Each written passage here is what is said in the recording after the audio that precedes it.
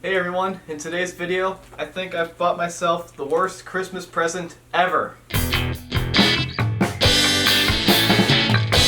So I was on eBay the other night, I was looking at broken receivers because, I only want to buy them broken.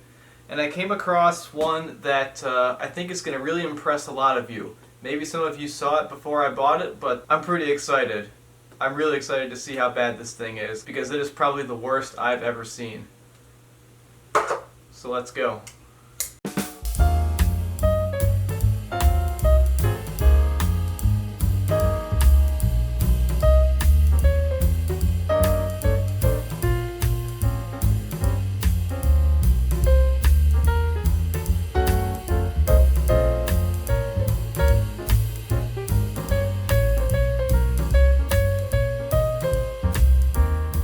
Everyone, this is my latest purchase.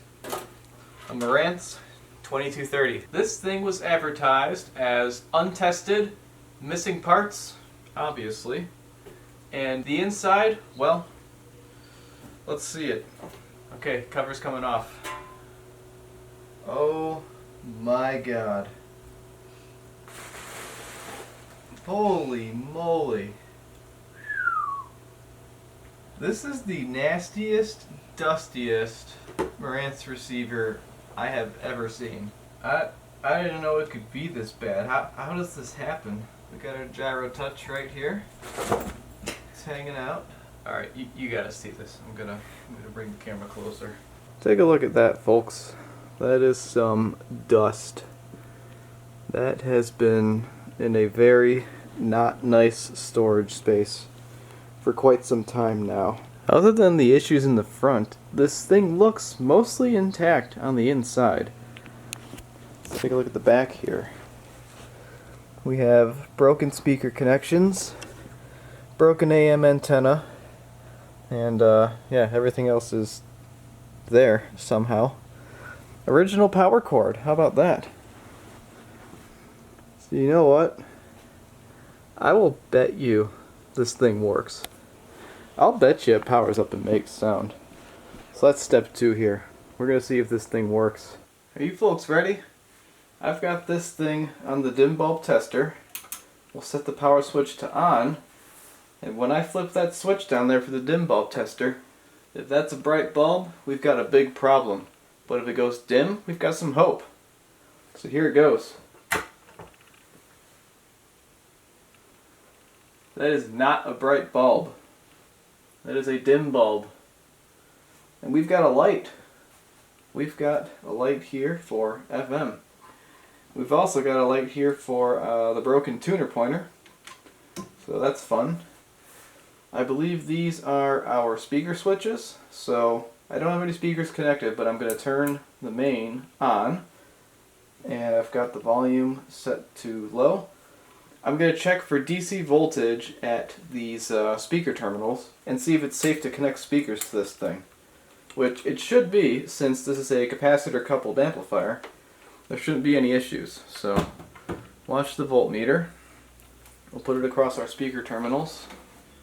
So right channel is, oh boy, 28 volts DC. Left channel is working. So we're not going to connect a speaker to that one because that'd be really bad. But what we can do is connect a speaker to the left channel and see if that works. I'll bet you it will.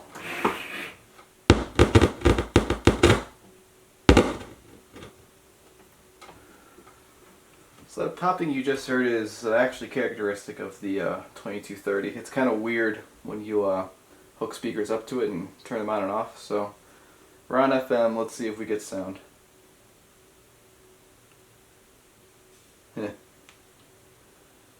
No sound. You know why there's no sound, folks? I forgot to add jumpers. So let's do that real quick.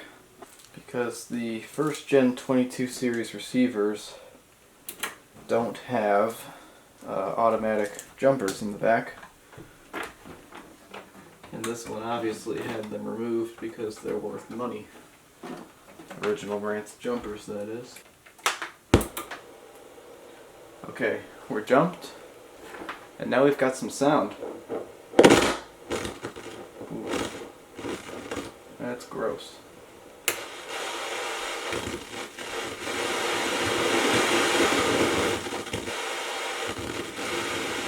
It's trying. Oh my gosh.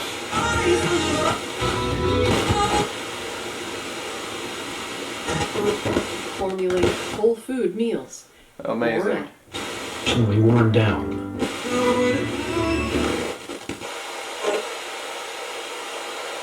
It actually works. I can't believe it.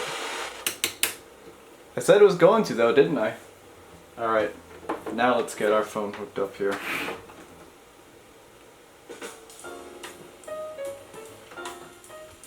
You can hear it playing because this volume knob is so bad that it's barely working anymore.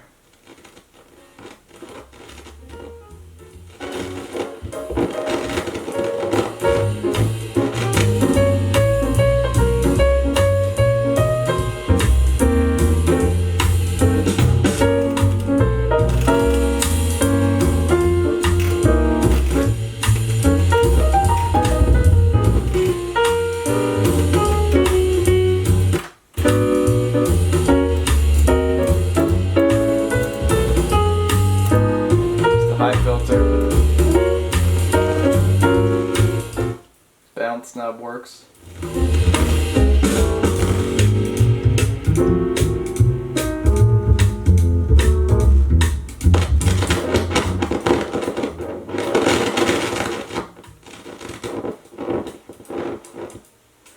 That's a dirty control.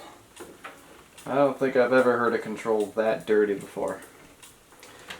Let's double check the right channel and see if we still have all this DC. Yeah, you can still see my voltmeter. Yeah, it's still there, so we don't want to mess around with that at all. But over here, in spec, it's working. And nothing's on fire yet, so that's pretty awesome.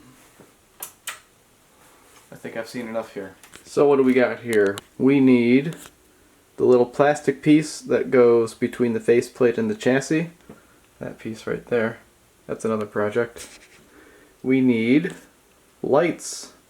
We need a faceplate, but what's going to be difficult is we also need the plastic insert that goes in the faceplate.